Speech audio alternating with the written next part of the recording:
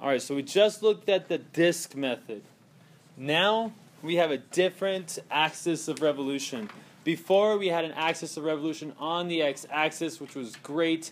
It formed circles, and we call those disks. That's why it's called the disk method. This one, the axis of revolution, is down here at -2. Right here it says y equals -2. So how do you form this shape? Like, what does it look like when you revolve it? This is what it looks like. Thank you. After it finishes, what is your cross section? What is your cross section in this shape now?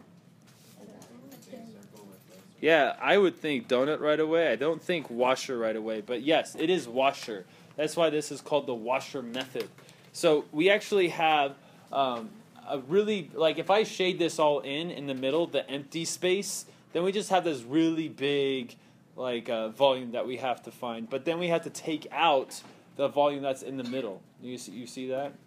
Okay, so how can we get started on this? Well, we're going to jump through probably, I think, 4 or 5 different windows in order to understand this. And so, do you guys remember doing the area between two curves? How do you go top curve minus the bottom curve? The area between two curves. That's how we're going to start off with this. And we're actually going to have 2 area between two curve problems. Let me explain. All right. If I just look at this like so, oops, I'm going to draw this right here to highlight some points right here. Now, we have 2 curves going on right here. I should actually be outlining it like this. Here's the first curve, and here's the second curve. And the area that we're looking for is between A and B. If I just want to find, you guys see what's in black right here? I'm just looking for that area. So that's an area between 2 curves. We have the top curve and the bottom curve. What is the top curve? The top curve is the square root of x. And what's our bottom curve? -2. Y equals -2, right? So if I think about it like that, that's what we did in the first section, 6.1. We went the area of the top curve, and then we subtracted the area of the bottom curve. So I had the 2 curves right here subtracting from each other. What's my A and my B in this situation? What's my lower bound and my upper bound? The A is 2, the B is 9. So I'm going to put 2 right there and 9 right there. This right here will give me the area of just what you see, this one-dimensional area. Now, earlier what we did is we revolved it around an axis. Or like remember the disc that I showed you guys? We revolved it around the x-axis. And when we revolved it, the cross-section was a circle. You guys remember that? And the circle had a radius of this. Now that is found by this right here. This is actually giving us the radius of the disc. If I were to revolve this, it would fill up this circle right here, and that is what it would look like. It'd just be this ginormous circle right here, and in order to get that, we would go from here to here. Now you could think of it like this: the distance right here is x squared, right? And what's the distance right here? What's this distance? It's 2, right? This distance is x squared, or the square root of x. Sorry, I said it wrong. And this is 2. And so, what is the radius of the disk? It is x, the square root of x plus 2. Got that? So this should actually say like that, which actually it works because that just cancels those out. And so this is the radius. Now, you guys know how to find the area of a circle. The area of a circle, the area of this disk, is pi r squared. Well, what's our r right now? Our r is the square root of x plus 2. If this is our r, what we're going to do is we're going to square it and then multiply it times pi. So this only gives us the area of that first shape, which was just this part right here. And then now what we're going to do is we're going to find the area of a disk, which would be the square root of x plus 2, and then we're squaring it. Multiply it by pi. Pi r squared. That's the area of a circle. Do you guys see that?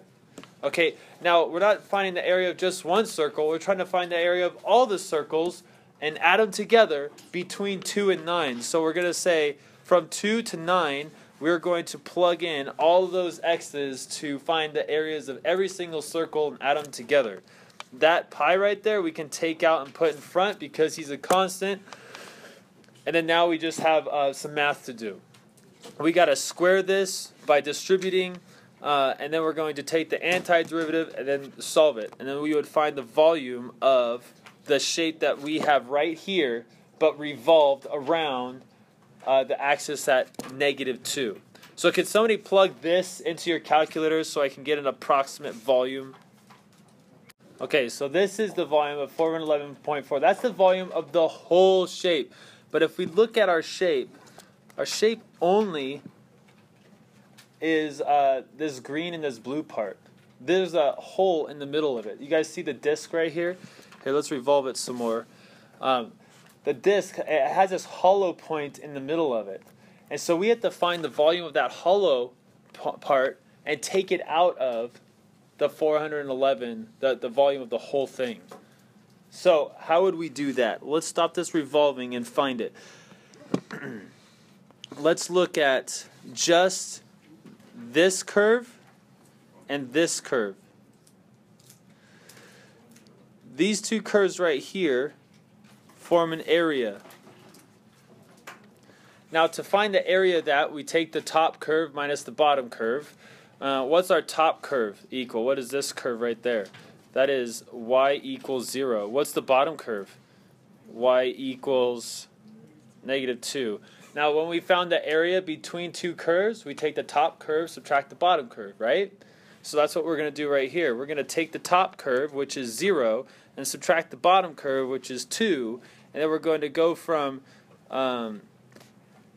2 to 9 and plug those in according to x. Oh, yeah, because we have to subtract -2. Yeah, you're right. So it's the top curve minus the bottom curve, top curve minus the bottom curve, which is -2. And this will simplify. It comes out a lot nicer, actually. It goes from 2 to 9, and we just have a 2 there, dx. Now that will give me only the area of this thing right here. But now if I revolve this, if I spin it around -2, then it's going to form this disc. Now, I want to erase this so we can see the disc inside. The disc inside is this right here. You guys see that disc? There's a bunch of these discs in here. It's going to form this disc. So, how do we revolve that with this? So, this is a circle. The radius is defined by the area of that little space. Thank you. So in order to find the area of this little circle, I'm going to have to square the radius and then multiply it by pi, because it's pi r squared. This will give me the area, the volume of the hollowed out section right here. Can someone plug this? I mean, this wouldn't take very long, but can someone plug this in their calculator really quick so I can get something to work with?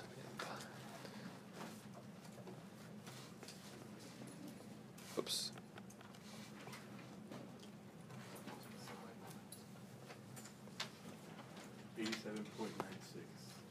$87.96. So we have our old one right here, and then we're going to subtract the new one, which is pi from 2 to 9 of 2 raised to the second power dx. Okay, so you said, wait, did you say it was 89.96? 87.96. Subtracting that from, what was it, 411.4? And that's going to give us the volume using the washer method. The washer method is simply this: two disk methods subtracting from each other. That's the outer part and then the inner part. So our final volume is, I don't have no space right there, 323.45, and that is approximately because we did do some rounding.